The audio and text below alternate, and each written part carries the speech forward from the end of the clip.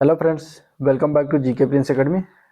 हम लोग डिस्कस कर रहे थे यूपी पुलिस कांस्टेबल के प्रीवियस ईयर क्वेश्चन पेपर की।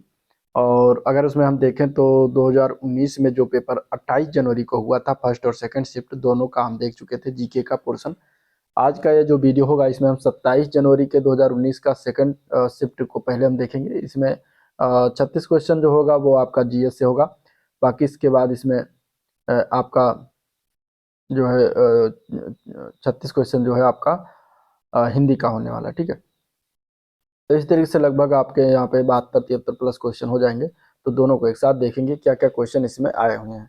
तो चलिए स्टार्ट करते हैं। इसमें सबसे पहले हम जीएस के पोर्शन को देखेंगे कि क्या क्या क्वेश्चन जो है पूछा गया था। ठीक है, और इसके पहले जो दो पेपर हुआ है, अगर आप लोगों ने वीडियो नहीं देखा है तो उसको चैनल पेज पर जाइए, आपको वहाँ से मिल जाएगा। मैं डिस्क्रिप्शन बॉक्स में लिंक दे दूंगा, वहाँ से भी देख सकते हैं। ठीक है, तो पहला क्वेश्चन पूछा गया था कि उत्तर प्रदेश पुलिस के आधिकारिक ध्वज में दो रंग होते हैं, लाल और एक कौन सा होता है। एक तो लाल होता है, इसमें बता दिया गया है, और एक कौन होता है ये बताना है। ठीक है, तो जो दो रंग होता है, एक तो लाल होता है और एक होता है नीला। कौन सा होता है? नीला होता है।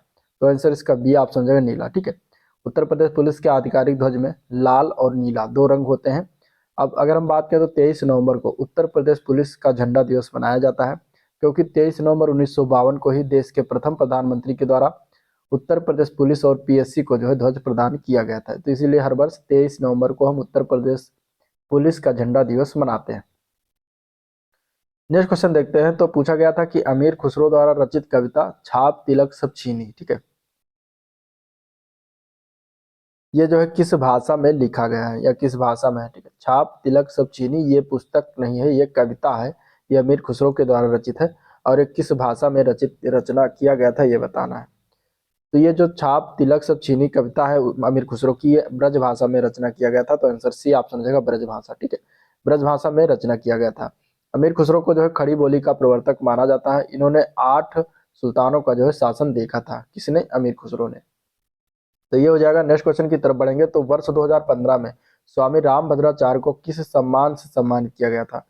तो 2015 में स्वामी रामभद्राचार्य को पद्म विभूषण सम्मान से सम्मानित किया गया था। तो आंसर आपका डी पार्ट हो जाएगा। ठीक है, अब एक करंट अफेयर से क्वेश्चन है। आपको करंट अफेयर में ये जो पुरस्कार है, इस सम्मान को आपको तैयार करके रखना है। ठीक है, भारत रत्न किसे प्रदान किया गया, पद्म भूषण किसे दिया गया, पद्म विभूषण हो गया, और इसके साथ ही साथ पद्मश्री जो है किसे प्रदान किया गया है। ठीक है, वर्ष 2022 में अगर देखा जाएगा तो पद्म विभूषण पुरस्कार प्रभा अत्रे को कला के क्षेत्र में महाराष्ट्र से इनको प्रदान किया गया है। राधेश्याम खेमका को प्रदान किया गया है, ये साहित्य और शिक्षा से है, उत्तर प्रदेश से है। मरणोपरांत दिया गया जनरल विपिन रावत को, ये लोक सेवा के क्षेत्र में इन्हें प्रदान किया गया था।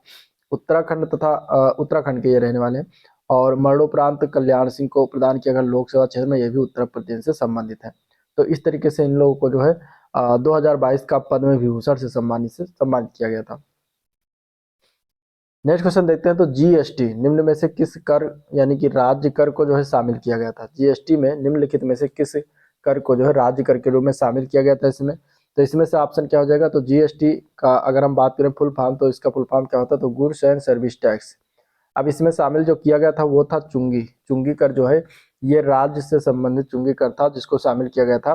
तो आंसर ए पार्ट हो जाएगा। ठीक है, अब कौन सा केंद्र संबंधी कर है और कौन सा राज्य संबंधी कर है, इसको देख लीजिए। जीएसटी का फुल फॉर्म है गुड्स एंड सर्विस टैक्स। केंद्र संबंधित कर के या टैक्स के अंतर्गत आता है केंद्रीय उत्पाद शुल्क, सेवा शुल्क, उत्पाद शुल्क जिसमें औषधि और शौचालय निर्माण से संबंधित चीजें हैं, अतिरिक्त उत्पाद शुल्क, विशेष महत्व के सामान आदि जो आते हैं, ये केंद्रीय संबंधी कर होते हैं। राज्य संबंधी कर की बात करेंगे तो उसमें राज्य वैट आता है, केंद्रीय बिक्री कर है, विलासिता कर है, चुंगी और प्रवेश कर है, सभी प्रकार के इसमें आते हैं। खरीद कर हो गया, लॉटरी और जुए पर कर हो गया। ठीक है, विज्ञापनों पर कर हो गया। ये सही क्या है? ये सभी राज्य संबंधी कर या टैक्स होते हैं। ठीक है, तो चुंगी कर को इसीलिए जो है राज्य की सूची में जो है राज्य कर के जो है टैक्स में शामिल किया गया। ठीक है, जीएसटी में शामिल किया गया। नेक्स्ट क्वेश्चन है विश्व स्वास्थ्य दिवस कब मनाया जाता है? ठीक है, तो एक दिवस पूछा जाएगा, दिवस जरूर याद रखिएगा। विश्व स्वास्थ्य दिवस की बात करेंगे तो 7 अप्रैल को मनाते हैं। आंसर बी ऑप्शन करेक्ट हो जाएगा। ठीक है, और अगर हम बात करें 21 सितंबर को तो अंतर्राष्ट्रीय शांति दिवस मनाया जाता है। ठीक है, अंतर्राष्ट्रीय शांति दिवस हम 21 सितंबर को मनाते हैं। ठीक है, 1 अगस्त को देखेंगे तो विश्व स्तनपान दिवस मनाते हैं। स्तनपान दिवस मनाया जाता है। ठीक है, और 10 जनवरी को विश्व हिंदी दिवस मनाया जाता है। इसमें 17 जनवरी दिया है, इसको कोई कुछ नहीं मनाते हैं। 10 जनवरी को जनवरी में विश्व हिंदी दिवस मनाते हैं, इस तरीके से याद रखिएगा। तो ये हो गया। अगले क्वेश्चन की तरफ चलेंगे। तो नियॉन लैंप का आविष्कार किसके द्वारा किया गया था? नियॉन लैंप का आविष्कार बताना है इसमें से किसके द्वारा किया गया था, ठीक है। इसका आंसर क्या हो जाएगा?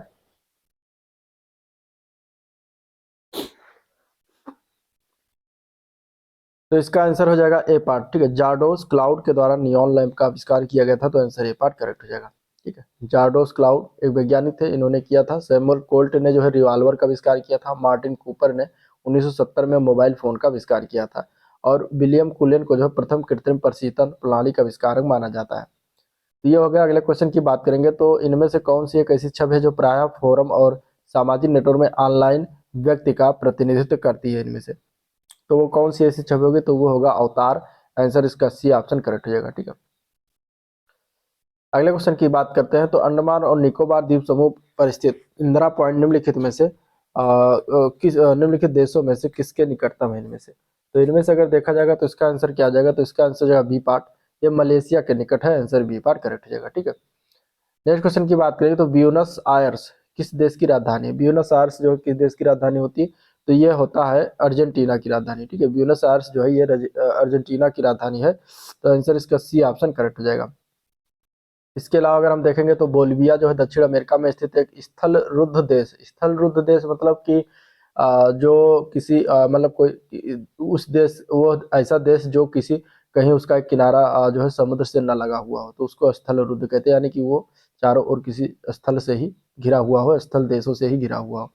तो बोलिविया की राजधानी जो है सुक्रे है। वेनेजुएला की बात करेंगे तो ये भी दक्षिण अमेरिका महाद्वीप में स्थित है और इसकी राजधानी जो है काराकस है। ब्राजील दक्षिण अमेरिका का एक विशाल देश है और इसकी राजधानी जो है ब्राजीलिया है। तो इस तरीके से याद रखिएगा। अगले क्वेश्चन की बात करते हैं, ठीक है। नेक्स्ट क्वेश्चन है कि इनमें से कौन सा राष्ट्रीय उद्यान में सबसे अधिक एक सींग वाले गैंडे पाए जाते हैं? इनमें से, ठीक है। इसका आंसर क्या हो जाएगा? ये नेशनल पार्क से संबंधित क्वेश्चन था। अब ये पूछा गया था तो सबसे अधिक गैंडा, अगर एक सींग वाला गैंडा पाया जाता है वो काजीरंगा नेशनल पार्क में, काजीरंगा राष्ट्रीय उद्यान में है, तो आंसर सी ऑप्शन हो जाएगा, ठीक है। ये कहाँ पर स्थित है काजीरंगा? तो ये असम राज्य में स्थित है। वहां पर एक सींग वाले गैंडे सबसे अधिक पाए जाते हैं, ठीक है। जिम कॉर्बेट नेशनल पार्क की अगर हम बात करेंगे तो जिम कॉर्बेट नेशनल पार्क में जो है बंगाल टाइगर पाए जाते हैं, ठीक है। रणथंभौर में क्या सबसे अधिक पाया जाता है? तो रणथंभौर राष्ट्रीय उद्यान में बाघ है, सांबर हिरण है, सुअर, जंगली सुअर पाया जाता है। बांदीपुर राष्ट्रीय उद्यान की अगर हम बात करें तो इसमें बाघ, तेंदुआ, हाथी आदि पाए जाते हैं। बांदीपुर नेशनल पार्क कहाँ पर है? तो एक कर्नाटक राज्य में स्थित है, ठीक है। रणथंभौर आपका क्या हो जाएगा? तो राजस्थान राज्य में स्थित है, ठीक है। राजस्थान राज्य में स्थित है। तो ये हो जाएगा आंसर, इसका सी ऑप्शन करेक्ट हो जाएगा। अगले क्वेश्चन की बात करेंगे। तो इम्फाल जो है किस भारतीय राज्य की राजधानी? अब जो पूर्वोत्तर क्षेत्र का जो राज्य है, ठीक है, पूर्वोत्तर क्षेत्र का जो राज्य है, ठीक है, ये ऐसे देश का एक मानचित्र है मान लीजिए। तो इस तरीके से जो इधर इस साइड का जो पूर्वोत्तर क्षेत्र का राज्य है, इन साइड के राज्यों के जो है राजधानी आपको पता होनी चाहिए। और इम्फाल जो है किस राज्य की राजधानी है ये बताना है। तो इसका आंसर क्या आ जाएगा? आंसर हो जाएगा इसका ए पार्ट। मणिपुर की राजधानी क्या होती है? इम्फाल होते हैं, ठीक है। तो आंसर इसका ए पार्ट हो जाएगा। त्रिपुरा, त्रिपुरा की राजधानी क्या नाम क्या है? तो अगरतला नाम है, ठीक है। त्रिपुरा की राजधानी का क्या नाम है? तो अगरतला नाम है। इसके अलावा अगर हम देखेंगे तो नागालैंड की राजधानी, नागालैंड की राजधानी कोहिमा नाम है, ठीक है। कोहिमा नागालैंड की राजधानी। सिक्किम की राजधानी क्या होती है? तो सिक्किम की राजधानी होती है गंगटोक, ठीक है। सिक्किम की राजधानी का नाम क्या है? तो गंगटोक है। तो इस तरीके से ये याद रखिएगा, आपका आंसर इसमें ए पार्ट करेक्ट हो जाएगा। अगला क्वेश्चन है, भारत में निम्नलिखित में से कौन सा शहर कर्क रेखा से सबसे दूर है? कौन सा शहर जो है भारत में निम्नलिखित में से कर्क रेखा से सबसे दूर है ये बताना है। तो इसका आंसर डी ऑप्शन हो जाएगा, भुवनेश्वर, ठीक है। भुवनेश्वर इसका आंसर हो जाएगा, डी ऑप्शन करेक्ट। भुवनेश्वर जो है उसमें से देखा जाएगा तो कर्क रेखा से सबसे दूर है। कर्क रेखा के सबसे निकटतम अगर शहर की बात करेंगे तो उसमें रांची ऑप्शन जरूर होता है, तो रांची याद रखिएगा। बाकी भुवनेश्वर के अलावा उसमें अगर देखा जाए तो रांची, गांधीनगर है, अगरतला है, ये भुवनेश्वर, ये 4 ऑप्शन दिया गया था जिसमें भुवनेश्वर सबसे दूर हो जाएगा, ठीक है। भुवनेश्वर जो पड़ता है वो कहाँ पड़ता है? वो उड़ीसा राज्य में पड़ता है। और रांची जो है झारखंड में है। तो इस तरीके से सबसे निकटतम कर्क रेखा के पास रांची हो जाएगा। अगला क्वेश्चन की बात करेंगे तो हॉर्नबिल महोत्सव जो है ये किस राज्य में मनाया जाता है? इसका आंसर क्या हो जाएगा? तो हॉर्नबिल महोत्सव बहुत फेमस प्रसिद्ध त्योहार है, बहुत प्रसिद्ध महोत्सव है। ये किस राज्य का है? तो ये नागालैंड राज्य में मनाया जाता है, ठीक है। तो आंसर इसका ए पार्ट हो जाएगा, नागालैंड। नागालैंड राज्य में हॉर्नबिल महोत्सव मनाया जाता है। हॉर्नबिल महोत्सव जो है अगर हम बात करें तो भारत के सिक्किम में सागा दावा महोत्सव मनाया जाता है सिक्किम राज्य में, ये मनाया जाता है। और हार्नबिल जो है ये नागालैंड में मनाते हैं। और जो सागा दावा महोत्सव मनाया जाता है सिक्किम में, बौद्ध धर्म से संबंधित है, ये भी याद रखिएगा। दुर्गा पूजा जो होता है पश्चिम बंगाल में प्रमुख महोत्सव है, और छठ पूजा जो है बिहार में मनाया जाने वाला प्रमुख पर्व के रूप में मनाया जाता है। ठीक है, अगले क्वेश्चन की बात करते हैं। तो निर्माण के पश्चात आजाद हिंद फौज अंग्रेजी भारतीय सेना के विरुद्ध किस क्षेत्र में जो है कार्यवाही कर रही थी? तो निर्माण के पश्चात अगर देखा जाएगा तो आजाद हिंद फौज जो है अंग्रेजी भारतीय सेना के विरुद्ध अगर देखा जाएगा तो ये इम्फाल कोहिमा क्षेत्र में जो है कार्रवाई कर रही थी। तो आंसर इसका सी पार्ट डी पार्ट हो जाएगा। ठीक है, क्योंकि सिंगापुर से इधर होके आई थी, बर्मा और से होके म्यांमार से होके हुए, सबसे पहले इम्फाल और कोहिमा यही दोनों पड़े, तो यहीं पर जो है कार्रवाई इसके द्वारा किया जा रहा था। तो आंसर डी ऑप्शन हो जाएगा। ठीक है, निर्माण के पश्चात जो है आजाद हिंद फौज ने अंग्रेजी भारतीय सेना के विरुद्ध इम्फाल कोहिमा क्षेत्र में कार्रवाई कर रही थी। आजाद हिंद फौज की स्थापना जो है राजा महेंद्र प्रताप सिंह ने 29 अक्टूबर 1915 को किया था, परंतु इसे आजाद हिंद सरकार कहा जाता था। द्वितीय विश्व युद्ध के समय वर्ष 1942 में इसे आजाद हिंद फौज या फिर इंडियन नेशनल आर्मी कहा गया।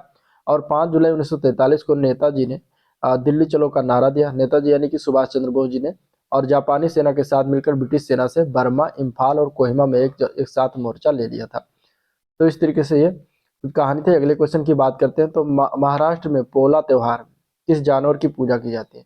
महाराष्ट्र में एक त्यौहार होता है पोला त्योहार जिसको कहा जाता है, और इस पोला त्योहार में जो है किस जानवर की पूजा होती है? तो वो है वृषभ। वृषभ की पूजा होती है। आंसर इसका बी पार्ट रहेगा। वृषभ मीन्स बैल। तो ये पोला त्योहार जो है मुख्य रूप से महाराष्ट्र में मनाया जाता है। इसके अलावा छत्तीसगढ़ और मध्य प्रदेश में भी मनाते हैं, और इस त्योहार में वृषभ यानी कि बैल की पूजा किया जाता है। नेक्स्ट क्वेश्चन की बात करते हैं। तो भारत का संविधान भारत के महान्यायवादी की नियुक्ति का अधिकार किसको देता है? यानी कि जो भारत का संविधान है, भारत के महान्यायवादी की जो नियुक्ति होती है, नियुक्ति का अधिकार जो होता है वो किसको प्रदान करता है?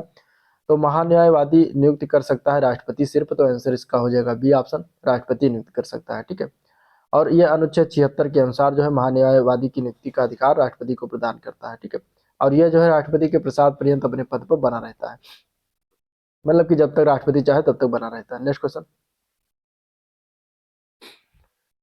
अगला क्वेश्चन आया था कि किस देश में राइस टेक कंपनी ने 1990 के दशक में बासमती चावल पर एकस्व जो है अधिकार प्राप्त करने का प्रयास किया था? इसका आंसर क्या हो जाएगा? तो इसका आंसर हो जाएगा संयुक्त राज्य अमेरिका। आंसर सी ऑप्शन हो जाएगा। ठीक है, संयुक्त राज्य अमेरिका। संयुक्त राज्य अमेरिका की राइस टेक कंपनी ने जो है 1990 के दशक में बासमती चावल पर एकस्व यानी कि पेटेंट प्राप्त करने का प्रयास किया था। नेक्स्ट क्वेश्चन की बात करते हैं। तो भारत का मूल रूप जो संविधान है वो किसके द्वारा हाथ से लिखा गया था? जो मूल रूप संविधान है भारत का वो हाथ से लिखा गया था। किसके द्वारा, किसने लिखा था? तो उनका नाम क्या था? प्रेम बिहारी नारायण रायजादा। ठीक है, तो इन्होंने अपने हाथ से भारत का मूल रूप संविधान लिखा था। तो आंसर हो जाएगा सी ऑप्शन इसका करेक्ट। ठीक है, नेक्स्ट क्वेश्चन है, जब महात्मा गांधी को रेलगाड़ी से जबरन उतारा गया तब वह दक्षिण अफ्रीका में कहाँ जा रहे थे? तो जब महात्मा गांधी को रेलगाड़ी से जबरन जब उतारा गया तब वह दक्षिण अफ्रीका में अगर देखा जाए तो वह प्रिटोरिया जा रहे थे, तब उन्हें जो है उतारा गया था। तो आंसर ये पार्ट हो जाएगा।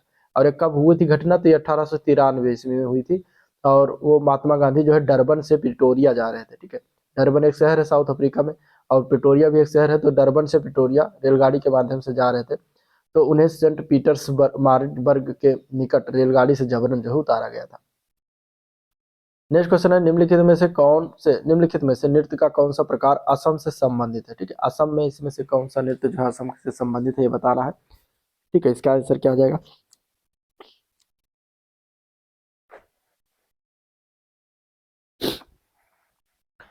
तो इसका आंसर क्या हो जाएगा? इसका आंसर की अगर हम बात करेंगे तो राइट आंसर इसका क्या हो जाएगा? राइट आंसर हो जाएगा इसका सी पार्ट।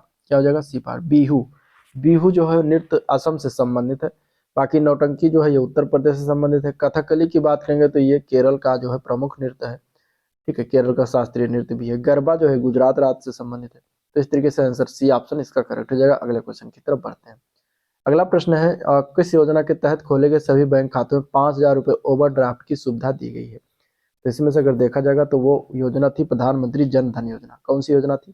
प्रधानमंत्री जन धन योजना, जिसको शॉर्ट फॉर्म में PMJDY भी कहा जाता है। ठीक, शॉर्ट फॉर्म भी याद रखिएगा क्योंकि अभी हाल फिलहाल एग्जाम में शॉर्ट फॉर्म पूछा गया था। तो प्रधानमंत्री जन धन योजना, इसके तहत जो है खोले गए सभी बैंक खातों में 5,000 रुपये, और अब कितना हो गया है? अब 10,000 रुपये होगा। ठीक है, अब 10,000 रुपये का ओवरड्राफ्ट की सुविधा प्रदान किया जाता है। तो आंसर इसका सी ऑप्शन करेक्ट हो जाएगा। नेक्स्ट क्वेश्चन की तरफ बढ़ेंगे। अगला क्वेश्चन है, मौर्य साम्राज्य की स्थापना मगध में हुई थी, जो वर्तमान में किस नाम से जाना जाता है। ठीक है, यानी मगध बताना है कि किस राज्य में इसे वर्तमान में ये स्थित है, तो ये है बिहार राज्य में अवस्थित है। आंसर इसका सी ऑप्शन है बिहार। मौर्य राजवंश की स्थापना जो है मगध में हुआ था, जिसको वर्तमान में बिहार के नाम से जानते हैं। मौर्य राजवंश की स्थापना कब हुई थी, तो 325 ईसा पूर्व मगध में हुआ था। तत्कालीन मगध में, मतलब उस समय मगध में देखा जाए तो वर्तमान बिहार के पटना और गया जिले के शामिल थे। ठीक है, अगला प्रश्न पूछा गया था, भारत निम्न में से किस सदन का संगठन सदस्य नहीं है इनमें से। ठीक है, तो दिया गया दक्षिण पूर्व एशियाई राष्ट्रों का संगठन है, या फिर राष्ट्रकुल है, या फिर G20, या फिर दक्षिण एशियाई क्षत्रिय सहयोग संगठन। इनमें से बताना किस संगठन का सदस्य जो है इसमें से भारत नहीं है। ठीक है, तो देखा जाए तो पहला ए ऑप्शन हो जाएगा, दक्षिण पूर्व एशियाई राष्ट्रों का जो संगठन है उसके अंतर्गत जो है भारत उसमें संगठन में नहीं है। ठीक है, अब ये दक्षिण पूर्व एशियाई राष्ट्रों का संगठन, जिसको हम आसियान के नाम से जानते हैं, इसका सदस्य नहीं है। आसियान के सदस्य राष्ट्र कौन कौन से हैं, तो ब्रुनेई आता है उसमें। ठीक है, कंबोडिया हो गया, इंडोनेशिया है, लाओस है, मलेशिया है, म्यांमार, फिलीपींस, सिंगापुर, थाईलैंड और वियतनाम आते हैं। तो इस तरीके से आंसर ए पार्ट करेक्ट हो जाएगा। अगला प्रश्न 2018 में पूछा गया था कि किस देश की महिला टीम ने दक्षिण कोरिया में 2018 में संपन्न हुआ कैरम विश्व कप जीता। अभी 2018 का करंट अफेयर्स था, आपको 2022-23 का याद रखना है। इसमें आंसर हो जाएगा बी पार्ट। ठीक है, 2018 में पूछा गया था। अभी अगर देखा जाए तो अक्टूबर 2022 में जो संपन्न हुआ है कैरम विश्व चैंपियनशिप 2022 में, भारत ने महिला और पुरुष खिलाड़ियों में सिंगल तथा टीम दोनों का खिताब जीता है। तो भारत के ही द्वारा अभी भी जीता गया है। अगले क्वेश्चन की बात करेंगे तो ये भी 2018 क्वेश्चन था। विश्व बैंक के उद्योग सहायता सूचकांक 2018 की सूची में भारत का कौन सा स्थान है, तो 2018 में भारत का स्थान था 100। आंसर इसका जो है डी ऑप्शन हो जाएगा। अभी देखा जाए लेटेस्ट तो 2019 में आया और 2020 में आया 63वां स्थान, तो 2020 में 63वां स्थान है। अगर हम बात करें इस सूची में पहले स्थान पर, तो न्यूजीलैंड आता है। वर्तमान में इस सूचकांक प्रकाशन को विश्व बैंक के द्वारा जो है स्थापित किया गया है।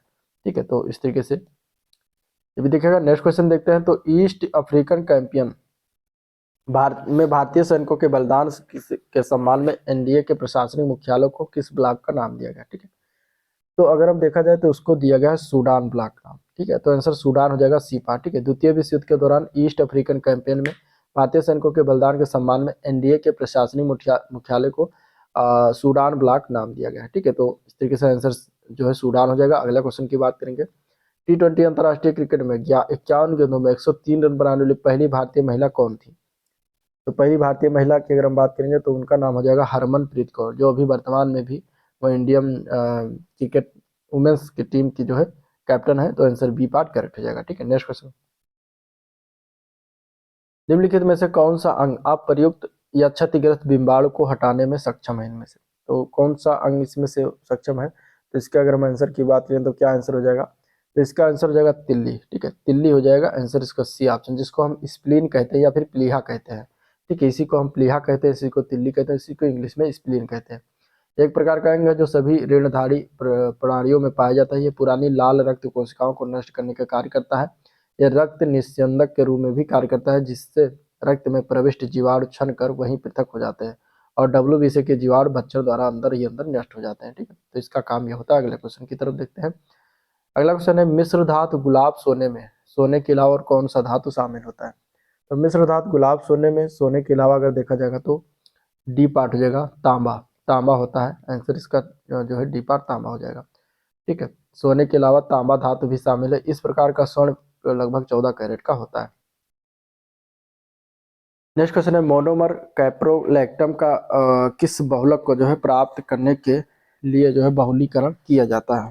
ठीक है, तो मोनोमर कैप्रोलैक्टम का लैक्टम का जो है बहुलक प्राप्त करने के लिए हम बहुलीकरण करते हैं वो होता है नाइलॉन 6 का। नाइलॉन 6 का बहुलीकरण करेंगे तो आंसर बी ऑप्शन करेक्ट है। ठीक है, बहुलीकरण इसका हम करते हैं। नाइलॉन 6 जो है बहुलक को प्राप्त करने के लिए मोनोमर कैप्रोलैक्टम का बहुलीकरण किया जाता है।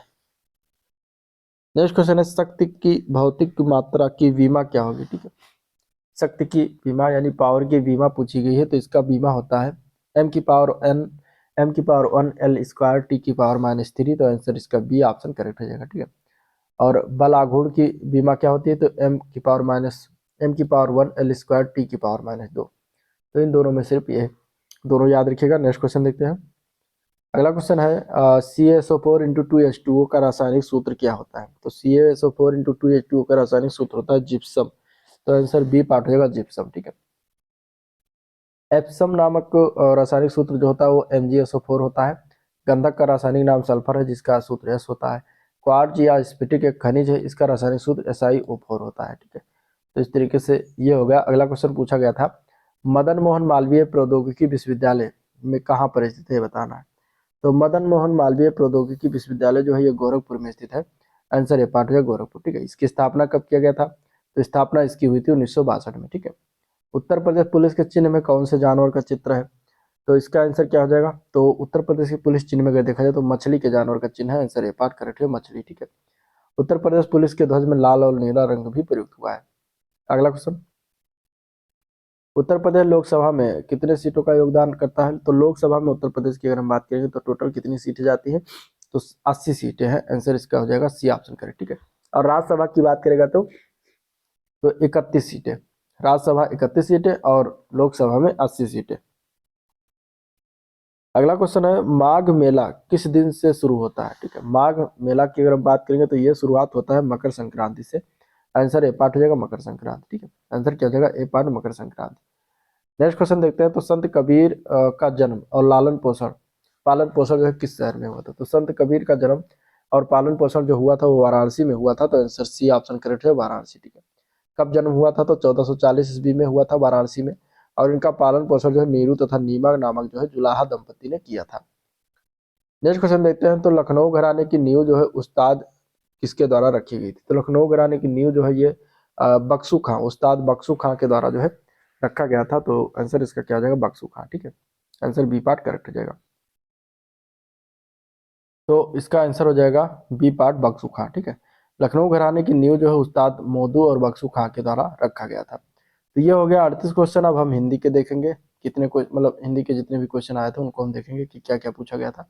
तो हिंदी का पहला क्वेश्चन आया था 2017 का साहित्य अकादमी पुरस्कार किस लेखक को दिया गया था। तो 2017 में दिया गया था रमेश कुंटल मेघ को। आंसर इसका बी पार्ट हो जाएगा। अभी अभी करंट अफेयर से क्वेश्चन था।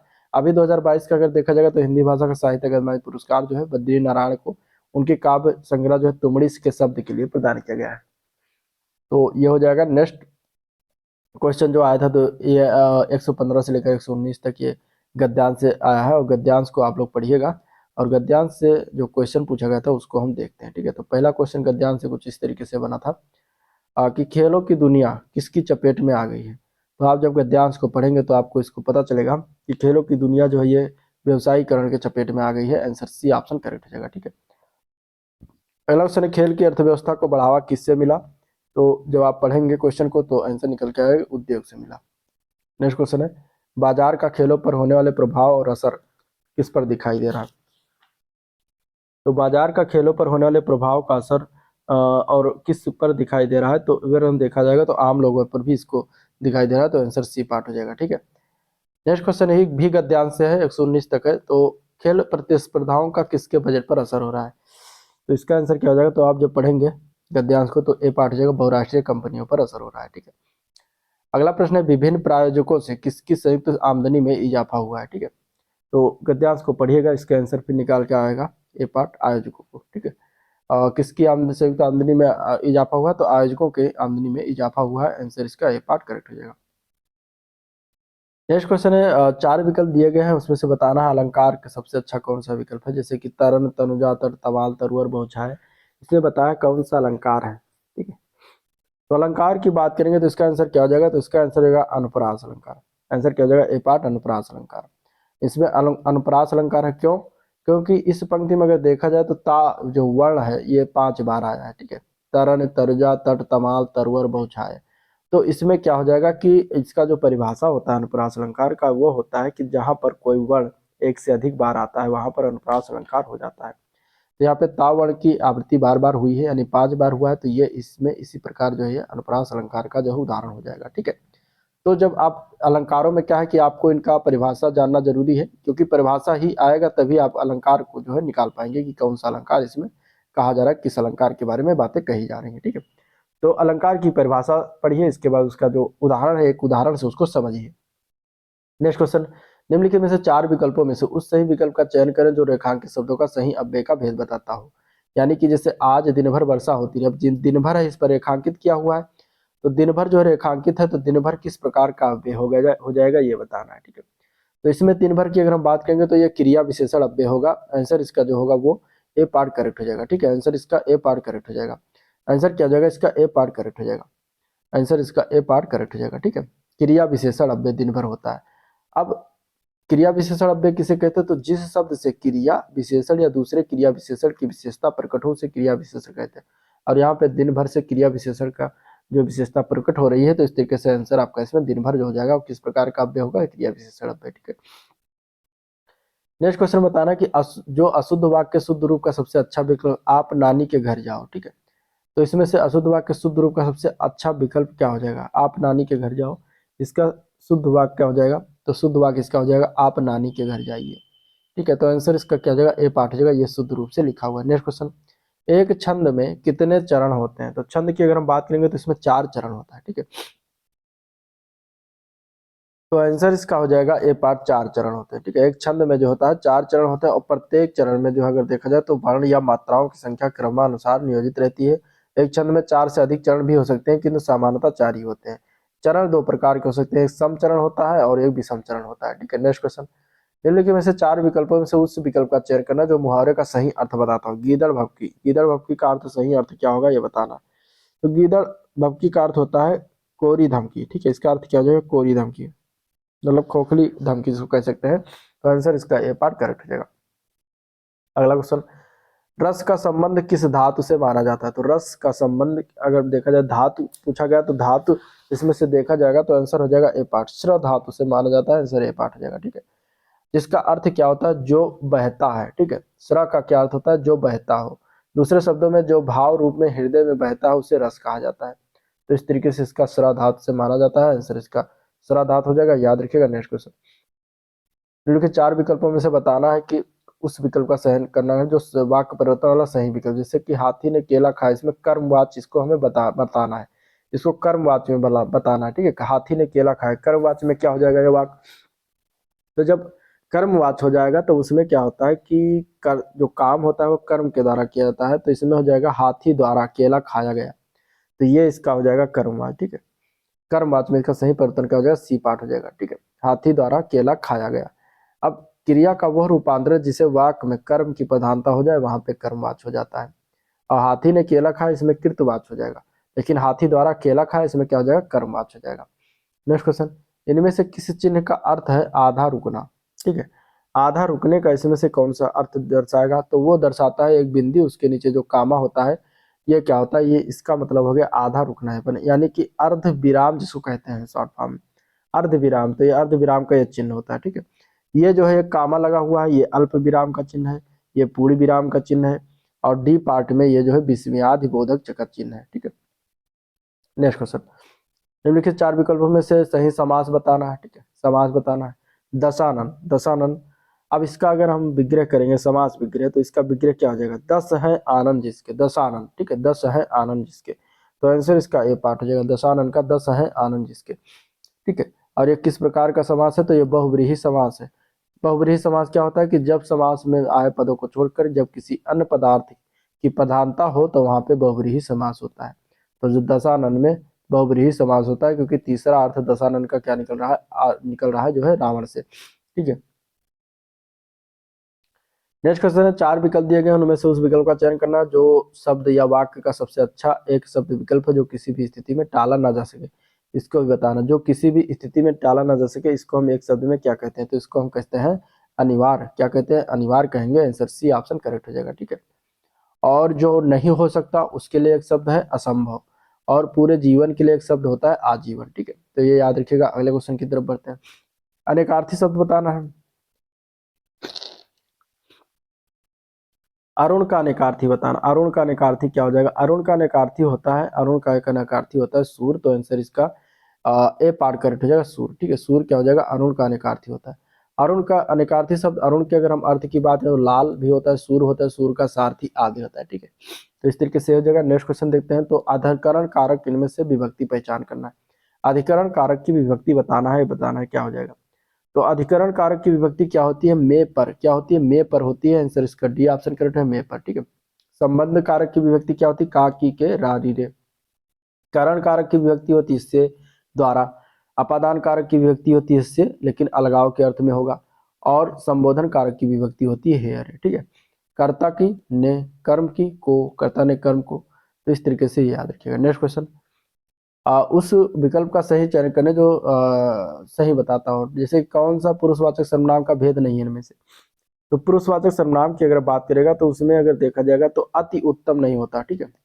बाकी मध्यम पुरुष, उत्तम पुरुष, अन्य पुरुष ये सभी होता है, लेकिन अति उत्तम नहीं होता। तो आंसर सी ऑप्शन करेक्ट हो जाएगा। तीन भेद है पुरुषवाचक सर्वनाम के, उत्तम पुरुष, मध्यम पुरुष और अन्य पुरुष। पुरुषवाचक सर्वनाम जो है पुरुष या पुरुषों के नाम जो है बदले जाते हैं, ठीक है, बदले आते हैं। नेक्स्ट क्वेश्चन, अगले क्वेश्चन में बताना है कि क्रिया भूतकाल से शुरू होकर अभी अभी समाप्त हुई हो तो उसको हम क्या कहेंगे, ठीक है। जो क्रिया भूतकाल यानी पास्ट से शुरू होकर और अभी अभी तुरंत समाप्त हुई है तो उसको हम कहते हैं आसन्न भूतकाल। आसन्न मीन्स अभी अभी काम कोई समाप्त हुआ हो या अभी अभी कोई चालू हुआ हो तो उसको कहेंगे आसन्न। तो आसन्न भूतकाल इसका right answer B part correct हो जाएगा, ठीक है। जिससे क्रिया की समाप्ति जो है निकट या तत्काल जो है समाप्ति सूचित हो, वहां पे आसन। जैसे कि मैंने आम खाया, तो मैंने आम खाया यानी कि अभी आम खाया तुरंत, तो यहाँ पे हो जाएगा आसन्न भूतकाल। नेक्स्ट क्वेश्चन, निम्नलिखित प्रश्न में वाक्य संरचना के आधार पर उसका भेद बताना। अनु ने देखकर निबंध लिखा, ये किस प्रकार का जो है वाक्य की संरचना के आधार पर इसका भेद करेंगे तो किस प्रकार में आएगा ये। तो अनु ने देखकर जो है निबंध लिखा, ये अगर देखा जाए तो पूर्वकालिक क्रिया के अंतर्गत आता है। तो आंसर इसका बी ऑप्शन करेक्ट हो जाएगा। तो अनु ने देखकर निबंध लिखा, इसका मतलब कि यह पूर्व वाक्य जो है पूर्वकालिक क्रिया का उदाहरण। जबकि अगर हम बात करें तो कर्ता एक क्रिया समाप्त कर उसी क्षण दूसरी क्रिया में जब परिवृत्त होता है तब पहली क्रिया पूर्वकालिक हो जाती है। अब इसमें देखा जाए तो देख कर जो लिखा गया है यह क्या आ जाएगा, पूर्वकालिक क्रिया के अंतर्गत आ जाएगा। नेक्स्ट क्वेश्चन, शब्द का सही स्त्रीलिंग शब्द बताना है, ठीक है। प्रबंधकर्ता का स्त्रीलिंग क्या हो जाएगा, प्रबंधकर्ता का। प्रबंधकर्ता को अगर हम स्त्रीलिंग में लिखेंगे तो उसका आंसर क्या होगा ये बताना, ठीक है। तो उसका आंसर हो जाएगा प्रबंधकर्त्री। आंसर इसका सी ऑप्शन करेक्ट है, स्त्रीलिंग, ठीक है। नेक्स्ट क्वेश्चन, बहुवचन रूप बताना है इनमें से, ठीक है। बहुवचन रूप वाला विकल्प बताना। नेता का बहुवचन क्या होता है, तो नेता का बहुवचन क्या हो जाएगा, नेता का बहुवचन नेता ही होता है। आंसर डी ऑप्शन करेक्ट हो जाएगा, ठीक है। कुछ शब्द हैं जिसके एक वचन और बहुवचन दोनों समान, जैसे कि नेता, पिता, चाचा, दादा, ऐसे भी क्या है एक वचन इनके और वे बहुवचन दोनों समान होंगे, ठीक है। अगला क्वेश्चन है कौन सा बहुवचन रूप वाला विकल्प है, मुझे बताना है। ऋतु, ऋतु का बहुवचन क्या होता है, तो ऋतु का बहुवचन ऋतुएं होता है, जो कि ए पार्ट में दिया गया है। तो ये पार्ट इसका करेक्ट हो जाएगा, ठीक है। अगला प्रश्न, स्वर रहित व्यंजन जब स्वर सहित व्यंजन से मिलता है तो क्या कहलाता है। जब स्वर रहित यानी कि जिसमें स्वर न लगा हो वो व्यंजन जब स्वर सहित व्यंजन से मिलेगा तो उसको हम कहते हैं संयुक्त अक्षर। क्या कहते हैं, संयुक्त अक्षर कहेंगे। आंसर इसका ए पार्ट करेक्ट हो जाएगा, ठीक है। जैसे कि का, अब इस का के नीचे अगर ये जो लग जाती लकीर तो इसका मतलब कि इसमें कोई स्वर नहीं लगा है, शुद्ध व्यंजन है। और जब सा इसमें मिलाते हैं तो ये मिलकर बनता है छा, ठीक है। और छा क्या हो जाता है, संयुक्त अक्षर हो जाता है। इसी तरीके छा, त्रा, ज्ञा और श्रा ये चार अक्षर हैं जो संयुक्त अक्षर कहलाते हैं। नेक्स्ट क्वेश्चन, कौन सा व्यंजन नासिका द्वारा उच्चारित होता है। तो नासिका यानी नाक के द्वारा कौन सा व्यंजन उच्चारित होता है, तो वह है ड़ा, अड़ा है, ठीक है। आंसर इसका क्या हो जाएगा, ए पार्ट रा। हिंदी में अनुनासिक वर्णों की संख्या कितनी है, तो 5 है। अंगा, या, ड़ा, ना, मा, ठीक है। ये पंचमाक्षर कहलाते हैं, तो इनको याद रखिएगा। नेक्स्ट क्वेश्चन, निम्न में से वाक्य विशेषण की अवस्था में कौन सा है, यह करेला कड़वा है। अब इसमें विशेषण बताना किस अवस्था में है, ठीक है। तो किस अवस्था में इसमें विशेषण प्रयोग किया गया, तो इसमें मूलावस्था में प्रयोग किया गया, ठीक है। आंसर इसका बी ऑप्शन हो जाएगा। मूलावस्था में अगर हम बात करेंगे तो ये वाक्य मूलावस्था में किसी विशेषण के गुण दोष की तुलना जो है दूसरी वस्तु से नहीं किया था, जैसे सुंदर, मधुर, वीर, ये सभी इसके उदाहरण हो गए। तो ये करेला कड़वा है, तो इसमें कड़वा शब्द जो कि एक मूलावस्था में प्रयोग हुआ है, ठीक है। नेक्स्ट क्वेश्चन, तुलसीदास जी द्वारा रचित प्रसिद्ध महाकाव्य का नाम क्या है। तो तुलसीदास जी द्वारा रचित प्रसिद्ध महाकाव्य का नाम है रामचरितमानस। आंसर इसका बी ऑप्शन करेक्ट हो जाएगा, ठीक है। इनके द्वारा रामचंद्रिका की बात करें तो रचयिता केशवदास है और अखरावट के रचयिता मलिक मोहम्मद जायसी है। अगला क्वेश्चन की बात करें तो रंगभूमि किस प्रसिद्ध लेखक के द्वारा रचित उपन्यास है। रंगभूमि जो लिखा गया है ये लिखा गया है जो है प्रेमचंद के द्वारा, ठीक है, मुंशी प्रेमचंद जी के द्वारा। तो आंसर ये पार्ट इनके द्वारा अन्य कुछ उपन्यास है कर्म भूमि, गोदान, गबन, निर्मला, सेवा सदन, प्रेमाश्रम और कायाकल्प। ये सभी इनके द्वारा रचित जो है उपन्यास है। ठीक है, नेक्स्ट क्वेश्चन, जयशंकर प्रसाद की प्रसिद्ध रचना कौन सी होगी? तो जयशंकर प्रसाद की प्रसिद्ध रचना की बात करें तो कामायनी हो जाएगी। आंसर सी ऑप्शन करेक्ट हो जाएगा। इनके द्वारा अन्य रचनाओं की बात करें तो झरना, आंसू, लहर, प्रेम पथिक, कानन कुसुम आदि। अनामिका और परिमल जो है ये सूर्यकांत त्रिपाठी निराला ने, और नीरजा जो है ये महादेवी वर्मा के द्वारा प्रसिद्ध रचना है। ठीक है, अगले क्वेश्चन में संधि विच्छेद वाला विकल्प बताना है। धर्मात्मा का संधि विच्छेद सही रूप से क्या होता है? इसका आंसर क्या हो जाएगा? तो इसका आंसर हो जाएगा बी पार्ट, धर्म प्लस आत्मा। धर्म प्लस आत्मा में छोटा आ और बड़ा मिलकर बड़ा आ बन रहा है, जो कि ये दीर्घ स्वर संधि का उदाहरण हो जाएगा। दीर्घ स्वर संधि का उदाहरण हो जाएगा। आंसर इसका ए बी पार्ट करेक्ट हो जाएगा। ठीक है, दीर्घ संधि में क्या होता है कि बड़ा आ छोटा, छोटा बड़ा, छोटी बड़ी, छोटा बड़ा, री के बाद यह स्वर वही हर्ष या दीर्घ स्वर, यानी कि छोटा आ बड़ा, छोटी बड़ी, छोटा बड़ा ही आए तो दोनों मिलकर क्या हो जाते हैं? बड़ा आ, बड़ी ई, बड़ाऊ और री हो जाते हैं। तो यह दीर्घ स्वर का उदाहरण मतलब परिभाषा हो गया। ठीक है, नेक्स्ट क्वेश्चन, कौशल बताना, चार विकल्पों में से उस विकल्प का चयन करें जो दिए गए शब्द का सही समान अर्थ वाला शब्द होता है। तो कौशल का सही समान शब्द की बात करेंगे तो दक्षता जो हो जाएगा, इसका सही समान अर्थ है। आंसर ए पार्ट करेक्ट हो जाएगा। ठीक है, अगला क्वेश्चन है, निम्नलिखित चार विकल्पों से विकल्प का चयन करें जो सही है। अब जैसे दिया गया है कि अवगुण शब्द में उपसर्ग है, तो अवगुण शब्द में कौन सा उपसर्ग हो जाएगा? तो वो हो जाएगा अव। कौन सा अव?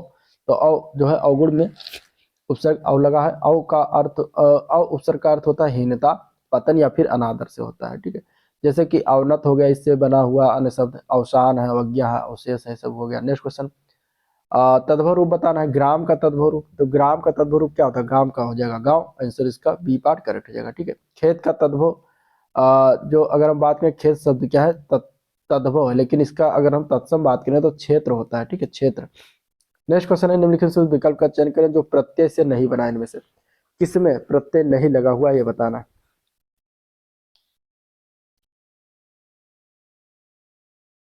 तो इसका आंसर हो जाएगा डी पार्ट, सफल। सफल शब्द में प्रत्यय नहीं लगा, बाकी टुकड़ी, लालिमा, शक्तिमान इन सभी में जो है प्रत्यय लगा हुआ है। लेकिन सफल शब्द की अगर हम बात करें तो इसमें जो है सा जो है उपसर्ग लगा हुआ है, ना कि प्रत्यय लगा हुआ है। तो आंसर डी ऑप्शन रहेगा। अगला क्वेश्चन, निम्नलिखित में से सही शुद्ध संधि विच्छेद वाला विकल्प बताना है। सूक्ति, सूक्ति का संधि विच्छेद कैसे करते हैं? तो सूक्ति का हो जाएगा सु प्लस उक्ति, जो कि ए पार्ट में शुद्ध रूप से लिखा हुआ है, और इसमें यह भी जो है दीर्घ स्वर संधि का ही उदाहरण है। दीर्घ स्वर संधि का ही उदाहरण है। तो आंसर ए पार्ट करेक्ट हो जाएगा। अगला क्वेश्चन देखते हैं, तो बताना दिए गए शब्द के विपरीत अर्थ यानी बंधन का हमें विलोम बताना है। बंधन का विलोम हो जाएगा मुक्त। क्या होता है? मुक्त होता है। आंसर डी ऑप्शन करेक्ट हो जाएगा। ठीक है, बंधन का विलोम मुक्त हो जाएगा। तो इस तरीके से ये था ओवरऑल वीडियो जिसको हम लोगों ने देखा, लाइक किया, चैनल को सब्सक्राइब नहीं किया अभी तो सब्सक्राइब कर दीजिए, और वीडियो को भी लाइक कर दीजिए, और अपने दोस्तों में ज़्यादा शेयर करना मत भूलिएगा। ठीक है, तो आज का वीडियो पर एंड करते हैं, मिलते हैं नेक्स्ट वीडियो में, तब तक के लिए थैंक यू।